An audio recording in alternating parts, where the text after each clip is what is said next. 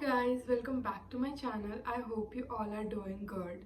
So guys, आज का video जो मैं बना रही हूँ वो बहुत ज़्यादा इन्फॉर्मेटिव होने वाला है क्योंकि इंटरनेशनल स्टूडेंट्स जो आए हैं उन लोगों को पता है, उन लोगों ने अर्निंग स्टार्ट कर दी होगी।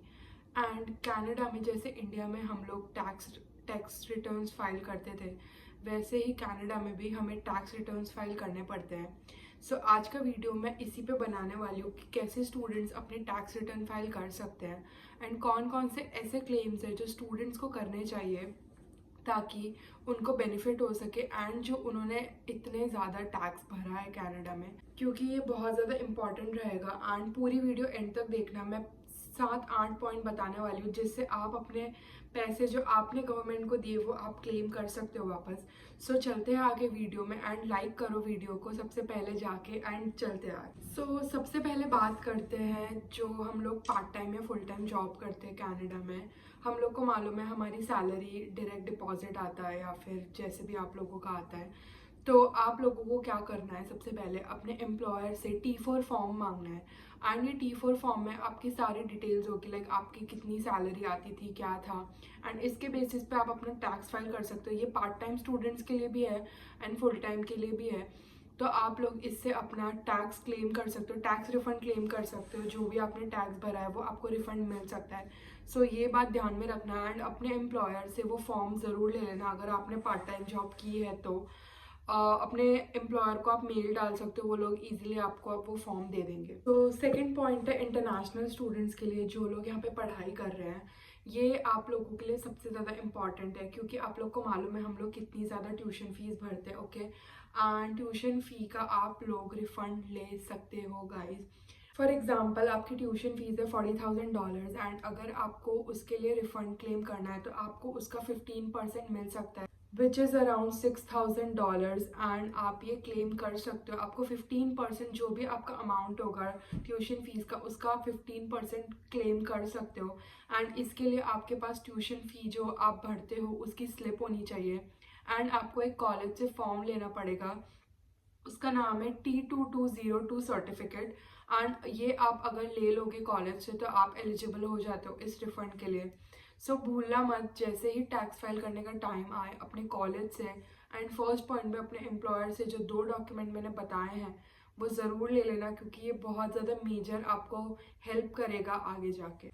अब थर्ड पॉइंट की बात करते हैं। अगर किसी भी बंदे ने अगर घर बैठ के काम किया है, which means work from home, अगर आप लोगों ने वर्क फ्रॉम होम किया है तो मैं अभी आपको लिस्ट दूंगी कि आप कैसे वर्क फ्रॉम होम करके भी टैक्स रिफंड्स में आप क्लेम कर सकते हो जो आपने एक्सपेंसेस इनकर किए हैं घर बैठे।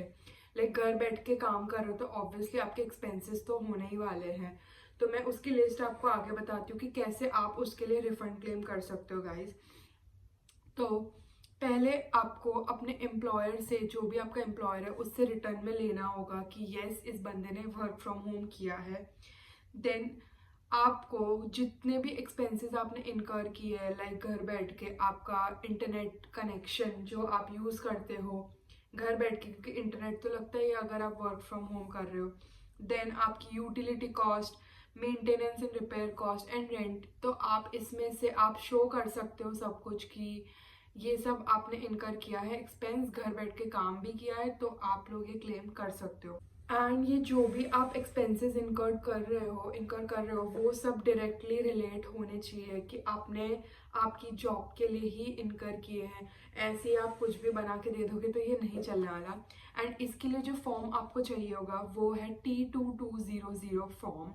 एंड ये फॉर्म आपको आपके एम्प्लॉयर से मिल जाएगा एंड ये फॉर्म आपको भर के फाइल करना है ताकि आप अपने वर्क फ्रॉम होम के जो भी आपने एक्सपेंसेस इनकर किए हैं उसका आप रिफंड, अपना टैक्स क्रेडिट क्लेम बैक कर सको। तो ये बहुत ज़्यादा इंपॉर्टेंट है जो बंदे वर्क फ्रॉम होम करते हैं। अब फोर्थ पॉइंट पे आते हैं। इस फोर्थ चीज़ आती है उन लोगों के लिए जो लोग Uber, DoorDash, skip the dishes ये सब करते हैं, like food deliveries and all that stuff. ये उन लोगों के लिए है। आप लोग कैसे अपना टैक्स फाइल कर सकते हो। सबसे पहले आपको इसके लिए फॉर्म चाहिए होगा T2125। ये फॉर्म आपको भर के सबमिट करना पड़ेगा। एंड फॉर एग्जाम्पल अगर आप ऊबर ईट्स या फॉर एग्जांपल डोरडैश से $10,000 अर्न कर रहे हो एंड उसमें से आपका डिडक्शन है $2,000, ठीक है। एंड $2,000 आपका डिडक्शन हो गया और $4,000 के आपने सारे एक्सपेंसेस इनकर किए, और वो एक्सपेंसेस की मैं लिस्ट बताऊंगी कि क्या क्या एक्सपेंसेस हो सकते हैं ऊबर ईट्स एंड वगैरह वगैरह करने में। सो फॉर एग्जाम्पल 10,000 का हुआ, -2,000 आपका डिडक्शन एंड -4,000 आपके सारे एक्सपेंसेस, तो आपके हाथ में बचता है $4,000। तो $4,000 जो होता है वो आपका टैक्सेबल इनकम होगा। एंड अब बात करते हैं एक्सपेंसेस की कि कौन कौन से ऐसे एक्सपेंसेस है जिसको आप क्लेम बैक कर सकते हो। फॉर एग्जाम्पल आप ऊबर करते हो लाइक, ठीक है, तो आप कार से कर रहे हो तो कार पे फ्यूल डलवाना पड़ता है, गैस डलवाना पड़ता है, तो उसका आप रिफंड ले सकते हो जो भी आप उस पर पे करते हो। देन मेंटेनेंस कॉस्ट, ऑब्वियसली अगर कार ड्राइव करो, बाइसिकल ड्राइव करो, कुछ भी ड्राइव करो तो ऑब्वियसली उसका मेंटेनेंस कॉस्ट भी कुछ ना कुछ होगा। देन गाइज, जो अगर आप लाइक बहुत ज़्यादा ट्रैवल कर रहे हो तो हमको मालूम है हमें टोल भी भरना पड़ता है, तो टोल भी आप क्लेम बैक कर सकते हो। देन पार्किंग फीस भी आप जो पे कर रहे हो, अगर आपको ज़्यादा देर रुकना पड़ रहा है, पार्किंग करनी पड़ रही है, तो आप उसको भी क्लेम बैक कर सकते हो। एंड देन और तो बस इतना ही है गाइस, यही इतनी लिस्ट ही मुझे मिली कि ये एक्सपेंसेस आप क्लेम बैक कर सकते हो, तो याद रखना। एंड अगर आपने लाइक कोई भी ऐसे एक्सपेंसेस किए, जैसे फॉर एग्जांपल कोविड के टाइम पे उन लोगों को पीपीई किट वगैरह भी पहननी पड़ती थी, then mask, glove, face shields, फिर आप डिलीवरी बैग कैरी कर रहे हो एक्स्ट्रा, उस पर आपने कोई एक्सपेंस इनकर किया तो इसके लिए भी आप रिफंड फाइल कर सकते हो। एंड फॉर एग्जांपल आपने लाइक ऊबर ईट्स करने के लिए स्पेशल फ़ोन खरीदा, तो वो भी आप अपने बिजनेस एक्सपेंस में शो कर सकते हो क्योंकि आप वो फ़ोन अपने बिजनेस के लिए यूज़ कर रहे हो। देन अगर वो भी आप शो करोगे तो आपको टैक्स बेनिफिट मिल जाएगा। 5th पॉइंट आता है गाइस, अगर कोई भी Canada as a PR land हुआ हो डायरेक्टली एंड आपके साथ आपका चाइल्ड है, तो आप क्लेम कर सकते हो अप टू $750 अपने child as a child benefit कि आपको उसका टेक केयर करना है जो भी है, तो वो गवर्नमेंट आपको पे करती है एंड आप इसके लिए रिफंड फाइल कर सकते हो। सो ये भी बहुत इंपॉर्टेंट है जो लोग एज अ पीआर लैंड होते हैं। एंड अब नेक्स्ट पॉइंट पे चलते हैं। तो अगर आपको अपना जो टैक्सेबल इनकम है वो रिड्यूस करना है तो आप 2 टाइप के अकाउंट खुलवा सकते हो। First home savings account and second आता है RRSP, that is related to retirement.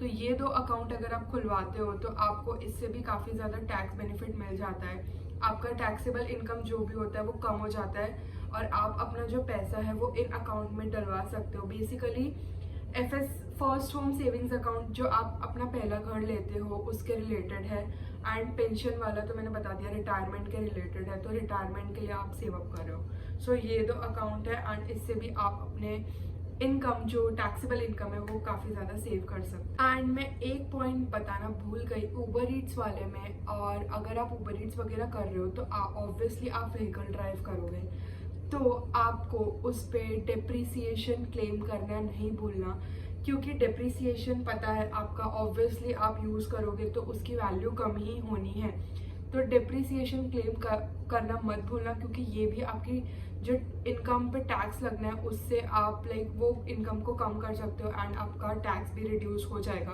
तो ये पॉइंट बिल्कुल मत भूलना।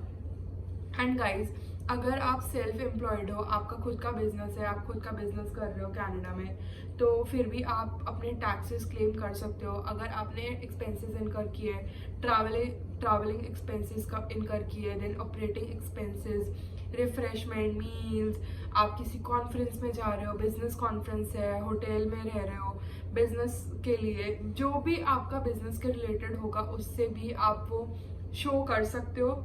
लाइक अपने बिजनेस के लिए कार खरीदी, कार पे डेप्रिसिएशन लग रहा है तो वो भी क्लेम कर, जो भी रिलेटेड होगा आपके बिजनेस के आप वो सब शो कर सकते हो, उससे आपका टैक्स कम हो जाएगा एंड आप उसके लिए एलिजिबल हो जाओगे।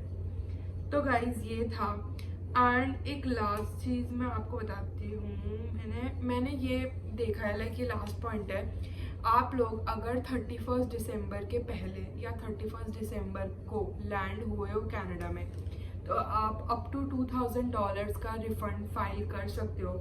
आप लोग एलिजिबल हो जाते हो अगर मैंने जैसे बताया आप 31 दिसंबर के पहले या उसके बाद कनाडा आए हो तो इसके बारे में आपको डिटेल में जानना हो तो आप ऑनलाइन पढ़ सकते हो।